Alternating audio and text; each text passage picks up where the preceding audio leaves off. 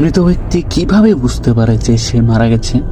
মৃত ব্যক্তিরা প্রথমেই বুঝতে পারে না যে সে মারা গেছে।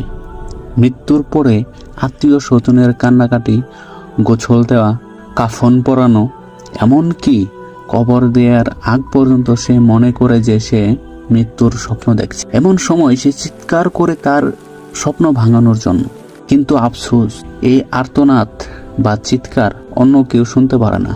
যখন এই দাফনের কাজ শেষ হয়ে যায়, মানুষ বিদায় নেয়, তখন মৃত ব্যক্তি একা হয়ে যায়। ঠিক তখনই আল্লাহ তাআলা তার আত্মাকে ফিরিয়ে দেন।